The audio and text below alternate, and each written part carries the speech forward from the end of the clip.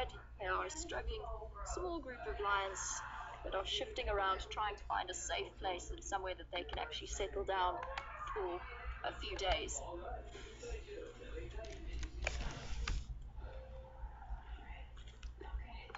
It's interesting now that the Matimba males are potentially forming, or at least courting this female. I'm not sure who she is at the moment, but I'm very keen to find out.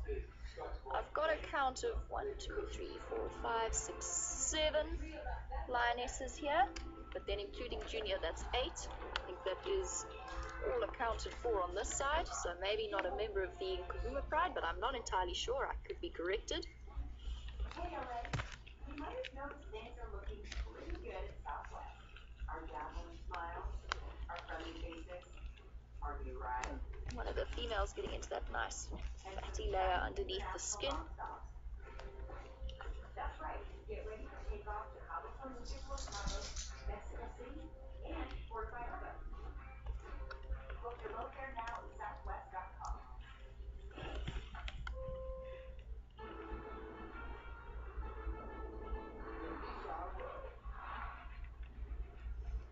So, interestingly enough, Valsi from California has literally read my mind, and she has brought up the topic that I was actually about to go on to next, which is how do you identify, what markings are used to identify individual lions?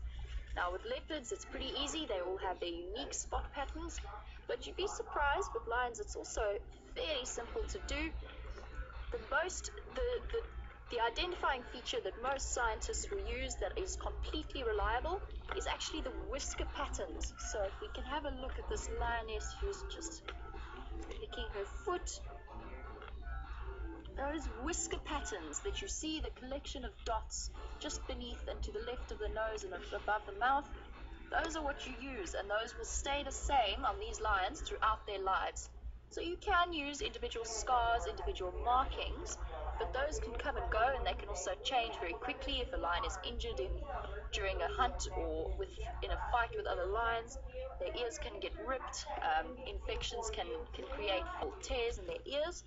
But the whisker spot patterns that you can see, that nice collection of dots, particularly up close to around the nose area, because you tend to get very nice big identifying spots, and you can sit and count them.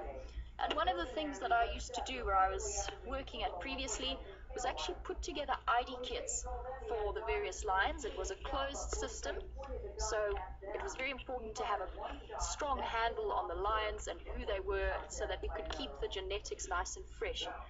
So we created ID kits which consisted of a left profile and a right profile and nice close-up pictures of the whisker spots.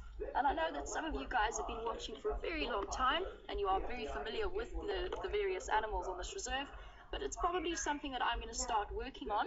So if you guys want to send me some cool screenshots of the whisker spots and patterns, then maybe we can start putting together, or at least I can start for my own purposes, getting a handle on who's who and who's where. With leopards, it's a lot easier. Hyenas as well, also pretty simple. Their spot patterns are constant throughout their lives. It's a little bit difficult when they're younger because they're smaller, those spots are close together and they're quite dark. But you tend to start putting an ID kit together when they reach adulthood, or at least sub-adulthood, and start moving about on their own, because then you know that their chances of survival are a little bit greater.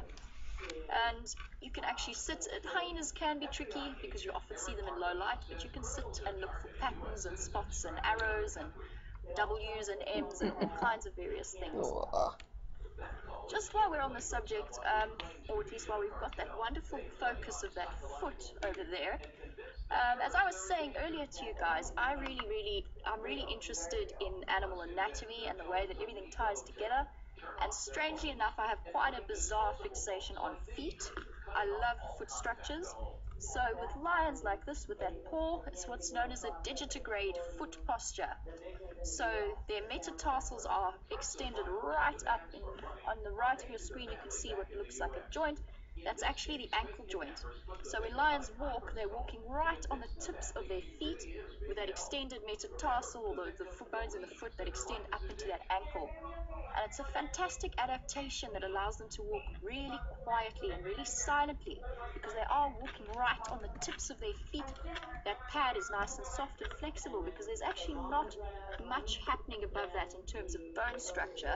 The foot is actually lifted up, and it allows them to tread nice and quietly.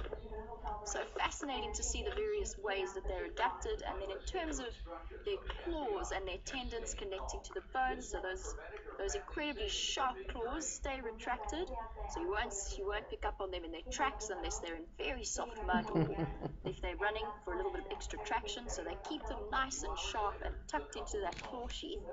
And then when necessary, the ligaments and the tendons in those very powerful limbs contract to bring them out and to hook them onto the prey animal or to scratch down onto trees, which they do regularly to keep their claws nice and sharp and clean and free. Just got another female coming to join us.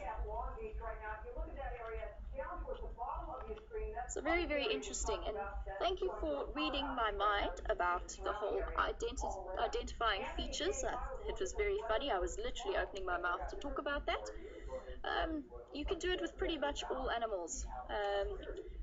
You don't generally do it with the general game, but again, zebras all have unique patterns, giraffe all have unique spots, but you do tend to do it with the high-profile animals. With elephants, it's the nicks in the ears, the cut flaps, and the notches around them.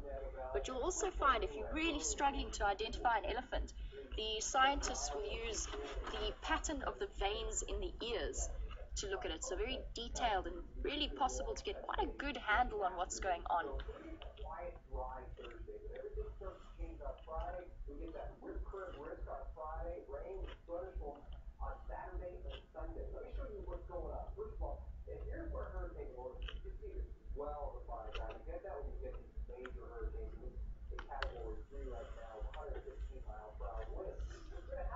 So we've got an interesting question just on the subject of their feet and their paws.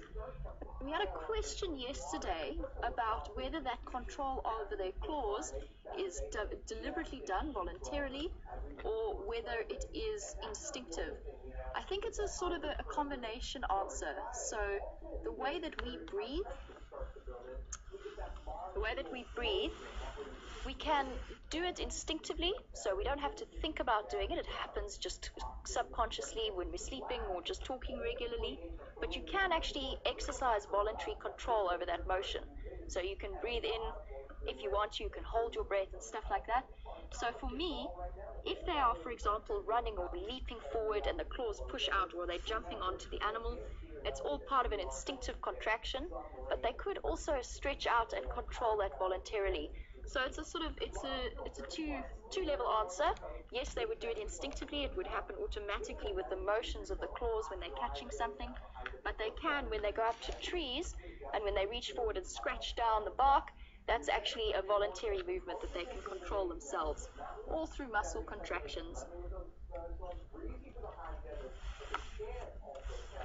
It's interesting to see